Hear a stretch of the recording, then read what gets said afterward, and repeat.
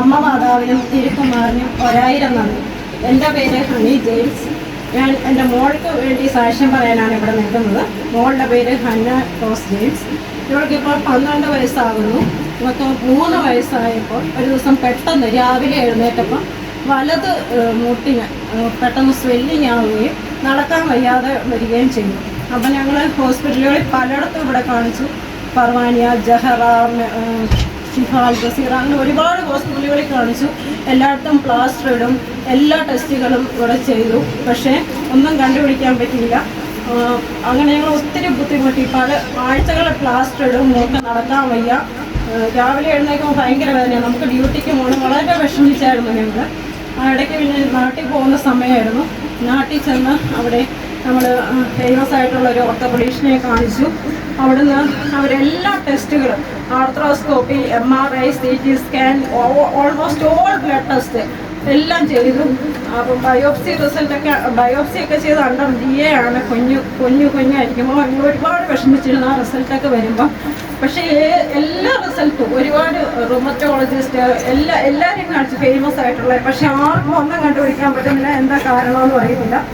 അപ്പം ഞാൻ 2 കാര്യങ്ങളാണ് ഈ പറയുന്നത്.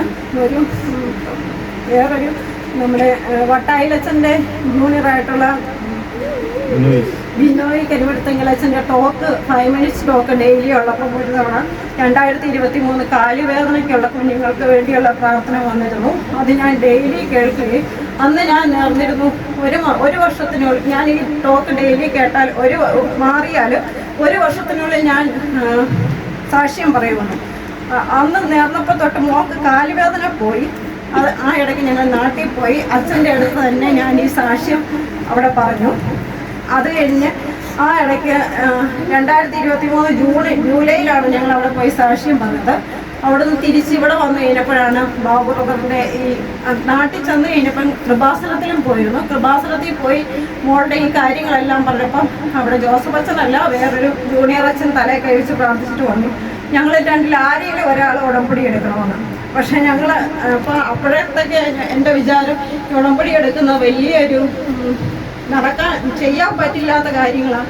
അതുകൊണ്ട് ഞാൻ എടുത്തില്ല. എനിക്ക് അവസരം നന്നായിട്ടുണ്ടായിരുന്നു ഒന്ന് എടുക്കാൻ, പക്ഷെ ഞാൻ എടുത്തില്ല. ഇവിടെ തിരിച്ചു വന്ന് 2 മാസം ആണെന്നാണ് തോന്നുന്നത്. ബാബു ബ്രദറിൻ്റെ ഈ Kripasanam COVID followers group start ചെയ്യുകയും അതിൽ ഞാൻ അംഗമാവുകയും പറ്റുമ്പോഴെല്ലാം അഹണ്ട ജപമാലയ്ക്ക് പോവുകയും ചെയ്തു. അപ്പോൾ 2023 നവംബറിൽ നമ്മളിവിടെ അഹണ്ട ജപമാല വെച്ചിരുന്നു. അപ്പോൾ മോൾക്ക് കാലുവേദന കംപ്ലീറ്റ് ആയിട്ട് മാറി. ഈ നവംബർ 24 ഇവിടെ ജപമാല വെക്കാമെന്നും ബ്രദറിനോട് പറഞ്ഞതിന് ശേഷം ആ ആഴ്ച പെട്ടെന്ന് മോൾക്ക് പഴയ പോലെ തന്നെ കാലുവേദനയും നീരും വന്നു. അപ്പോൾ എനിക്ക് ഭയങ്കര വിഷമമായി. ഞാൻ അവിടെ സാക്ഷ്യം പറഞ്ഞു, പിന്നെ ഇവിടെ ജപമാല വെക്കാമെന്നും പറഞ്ഞു. പിന്നെ എന്താ മാതാവേ ഇങ്ങനെ സംഭവിക്കുന്നത്? അപ്പോൾ എൻ്റെ മനസ്സിൽ തോന്നി അന്ന് ഉടമ്പടി എടുക്കാത്തതുകൊണ്ടായിരിക്കുമെന്ന്. ബ്രദറിനോട് വിളിച്ച് പ്രയർ റിക്വസ്റ്റ് ഇട്ടു. അപ്പം ബ്രദർ പറഞ്ഞു എങ്ങനെ പ്രാർത്ഥിക്കണമെന്ന് പറഞ്ഞു തന്നു. പിന്നെ ഉടമ്പടി വസ്തുക്കളൊക്കെ തന്നു. അതൊക്കെ വെച്ച് മോക്ക് കൊടുത്ത് പ്രാർത്ഥിക്കാൻ പറഞ്ഞു. പറ്റുന്ന പോലെ ജപമാലയിൽ പങ്കെടുക്കാൻ പറഞ്ഞു. അതിനുശേഷം ഞാൻ അവിടെ നേർച്ച വസ്തുക്കൾ മോക്ക് ഡെയിലി കൊടുക്കുകയും പറ്റുന്ന പോലെ അഹണ്ട ജപമാലകളിൽ പങ്കെടുക്കുകയും അല്ലെങ്കിൽ സമയം കിട്ടുന്നതനുസരിച്ച് വരികയും ചെയ്തിരുന്നു. അതിൻ്റെ ഫലമായി അന്ന് ഇവിടെ അഹണ്ടജപമാല നടക്കുമ്പോൾ മോക്ക് കാലുവേദനയുണ്ട്. അതിൻ്റെ 2-3 ദിവസം കഴിഞ്ഞ് ആ കാലുവേദന കംപ്ലീറ്റായി മാറി. ഇന്ന് വരെ 1 വർഷം കഴിഞ്ഞു അത് കഴിഞ്ഞ് വന്നിട്ടില്ല. ഞാൻ ഉറച്ച് വിശ്വസിക്കുന്നു ഇത് ആദ്യം ഒന്ന് മാറിയെങ്കിലും ഞാനൊന്ന് ഉടമ്പടി എടുക്കാതിൻ്റെ ഫലമായിട്ട് കൃപാസന മാതാവിലുള്ള വിശ്വാസം, ഞാൻ അവിടെ ചെന്നിട്ട് പോലും ഉടമ്പടി എടുത്തില്ല.